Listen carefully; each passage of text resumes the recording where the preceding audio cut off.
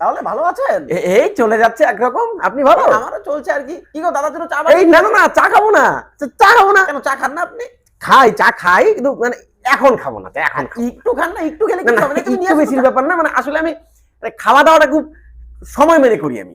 হ্যাঁ, মানে এই সময় চা খাই না, মানে দুপুরবেলা না, দুপুরবেলা আমি চা কখনোই খাই না, মানে অ্যাসিড হয়ে যায় দুপুরবেলা চা খেলে পরে। আরে একটা দিন চা খেলে কিছু হবে না, কি গো না তুমি চাটা নিয়ে না আসো। না, কি দরকার আছে, মানে বৌদি এত কষ্ট করে দুপুরে রান্না বাড়াবুঝি করেছে। হ্যাঁ, কি কি রান্না করেছেন বৌদি বাড়িতে? এরকম তো হয়নি দাদা, ওই চিংড়ি মাছ, বাহ। চিতল মাছ আর পাবদা মাছ। চিংড়ি মাছ, চিতল মাছ, পাবদা মাছ, এত কিছু রান্না করেছে কষ্ট করে, এখন আমার জন্য আবার আপনি চা বানাতে বলছেন? কি দরকার? আছে কোনো সমস্যা নেই, তুমি বাড়িতে এই সময় আমার খাবার দাবার হয়ে যায়। আর সেই তো আজকে তো আপনি বাড়িতে নেই না, আজকে চাটা চাটা থাক না, চাটা থাক, চা আমি অন্য কোনো দিন খাবো নি। আবার আপনি কবে আসবেন? এই কি গো তুমি দাঁড়িয়ে আমাদের গল্প করছো, চাটা করে এই নিয়ে আসো সময় তো। চা খেলে দুপুরে যে একটা খিদে পায় না, ওই খিদেটা নষ্ট হয়ে যাবে। এই একটু চা খেলে কি খিদে নষ্ট হয় নাকি? এতদিন পরে কিছু না খেয়ে যাবেন, হয় নাকি?